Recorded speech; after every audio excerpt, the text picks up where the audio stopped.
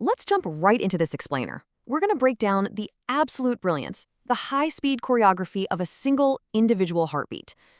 We basically take it for granted that our heart beats roughly 100,000 times a day. But what actually happens inside that muscle in the span of less than a second? It's literally an engineering marvel. Today, we're dissecting the cardiac cycle. We'll look at the mechanical shifts, the rapid pressure and volume changes, the exact timing of the valve movements, and that acoustic symphony of heart sounds that all come from this perfectly synchronized action. Okay, here's our roadmap for tracking all this. First, an intro to the cardiac cycle. Then, phase 1, ventricular filling. Phase 2, isovolumetric contraction. Phase 3, ventricular ejection. Phase 4, isovolumetric relaxation. And finally, decoding the heart sounds. Let's get to it. Section 1. Intro to the cardiac cycle, laying the groundwork. Before setting the cycle in motion, we have to map out the physical terrain. You've got the right and left sides, the atria up top, the ventricles down below, and those crucial atrioventricular and semilunar valves acting as our gateway checkpoints. Remember, the right side pumps deoxygenated blood to the lungs, while the left side, which is way thicker and stronger, pumps oxygenated blood to the entire body. These valves, the tricuspid and bicuspid AV valves, plus the aortic and pulmonary semilunar valves, are absolutely vital. They force blood to flow in only one direction. If they don't do their job, the heart's entire pressure dynamics just completely fall apart. Section 2, Phase 1, ventricular filling. The balloon inflates. The heartbeat kicks off with the filling phase, or ventricular diastole. Basically, intraventricular pressure falls below atrial pressure. That snaps the AV valves open and blood just rushes in. Because the pressure in the relaxing ventricles drops to essentially zero, venous blood forces those AV doors wide open. We get a period of rapid filling, then slower filling, and finally, the atria actively contract to squeeze in that last 20 to 30% of blood. And that atrial squeeze, that creates a tiny little bump in atrial pressure that we call the A wave. You can think of this phase like inflating a balloon. According to the Frank-Starling mechanism, this incoming volume physically stretches the muscle wall, and the more it stretches, the stronger the next contraction is going to be. This is a fundamental rule of cardiovascular physiology. Preload is essentially just venous return filling up the heart.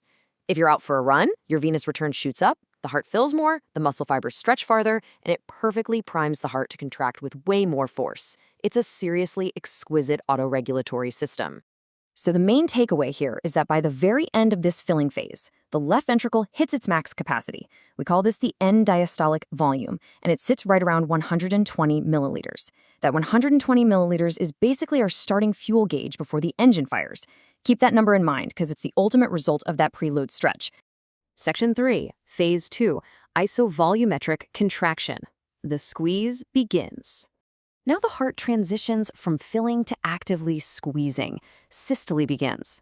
What's wild here is that as the ventricular pressure rapidly shoots past the atrial pressure, the AV valves are forced shut. This locks the blood inside while muscle tension just skyrockets. Isovolumetric literally means same volume. The ventricles are squeezing incredibly hard, but the pressure isn't quite high enough yet to open the semilunar exit doors. And since the AV entrance doors just slam shut, the blood is trapped. The volume stays exactly the same, but the internal pressure goes straight up. During this massive pressure spike, those closed AV valves actually bulge back into the atria a little bit, creating another tiny pressure blip on the curve called the C wave. And that precise moment those AV valves slam shut, that generates the very first heart sound, the lub. It signals the exact start of this isovolumetric contraction. Now, it's not just the valve flaps hitting each other. It's the acoustic reverberation of the blood and the ventricular walls suddenly vibrating under all that massive tension. When a doctor listens to your chest, that lub is the absolute definitive marker that systole has started. Section 4, Phase 3, ventricular ejection, pushing against resistance. With the pressure building and building inside that locked ventricle, the blood finally needs an escape route. Eventually, the intraventricular pressure overtakes the pressure in the aorta. That throws the semilunar valves open, propelling blood out at a peak left ventricular pressure of about 125 millimeters of mercury. Now, the right ventricle only has to pump to the lungs right next door, so its peak pressure is way lower, around 25 millimeters of mercury. But the core mechanism is exactly the same. Pressure overcomes resistance, the valves blow open, and blood is rapidly ejected into the arterial system. To put this into perspective, if preload is like pulling back a rubber band, afterload is the heavy, heavy door the heart has to push open to get the blood out into the body. Afterload is deeply tied to your blood pressure. If someone has chronic high blood pressure, their aorta is constantly sitting at a high pressure. That means their left ventricle has to generate significantly more force just to push that heavy door open. Pushing against a high afterload day after day forces the heart muscle to overwork, which can lead to some dangerous thickening of the heart walls over time. Now, during this ejection phase, the heart doesn't actually empty itself completely. It normally pumps out about 70 milliliters of blood, giving us a resting ejection fraction of roughly 60%. That 70 milliliters, that's our stroke volume. Remember we started with an end diastolic volume of 120 milliliters? So we started with 120, we ejected 70. This means the heart is incredibly efficient, but it always purposefully leaves a little reserve volume inside the chamber. Section 5. Phase 4. Isovolumetric relaxation. The reset. Once that blood is successfully ejected, the heart muscle starts its vital relaxation phase. As the ventricles relax, their internal pressures just plummet right back below the aortic pressure. That abrupt drop causes the aortic and pulmonary valves to snap shut, preventing any backflow. And just like during contraction, we get another isovolumetric window here. All 4 valves are closed once again, the muscle is actively relaxing, dropping the internal pressure all the way back down to 0, but the volume inside stays totally constant. Meanwhile, up above, the atria have been slowly filling with venous blood, building up their own pressure. This creates the V wave on the atrial pressure curve, getting everything perfectly queued up to start the whole cycle over again the second those AV valves can open. This sudden closure of the semilunar valves creates the crisp dub of our heartbeat. It marks the absolute end of systole, leaving behind that reserve of about 50 milliliters of blood in the ventricle, our end systolic volume. This second sound, S2, is actually a bit shorter and higher pitched than S1. It's the signal that the ejection phase is officially over. Those heavy doors to the aorta and pulmonary artery are closed, and the heart is resetting in diastole. Section 6. Decoding the heart sounds, the symphony of the cycle. Now that we've tracked the mechanical cycle, let's tie together the acoustic output of this whole process. We've got the classic lub-dub, S1 and S2, as our baseline. But what about S3 and S4? Well, S3 happens early in diastole, during that rapid filling phase. Imagine a massive rush of water, suddenly tensing the walls of a pool. That's S3. It's often totally normal in kids or athletes, but in older adults, it can actually be a sign of a floppy, failing heart.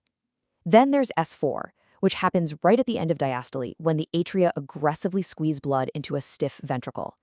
Hearing an S4 is almost always pathological. It usually means the heart wall has become abnormally thick and rigid. Clinically speaking, you don't just place a stethoscope anywhere on the chest. There are specific spots to isolate each valve sound, perfectly matching the amplitude spikes you'd see on a phonocardiogram.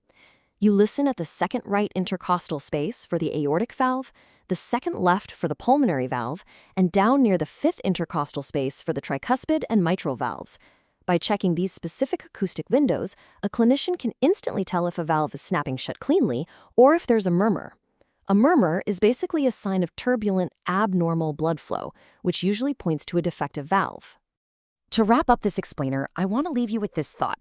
Knowing how heavily our stroke volume relies on that initial, critical filling phase, what happens to this perfectly timed machinery when the heart races? When you have tachycardia, a heart rate over 100 beats per minute, the overall duration of the cardiac cycle gets drastically shorter. But it doesn't shrink evenly. The heart actually sacrifices its relaxation time, diastole, just to maintain its squeezing time. If diastole is cut short, the ventricles simply don't have enough time to fill up. And if they don't fill, preload drops. You lose that Frank Starling stretch. Stroke volume plummets. And ultimately, your cardiac output can absolutely crash. It's a pretty stark reminder that in cardiovascular physiology, timing truly is everything.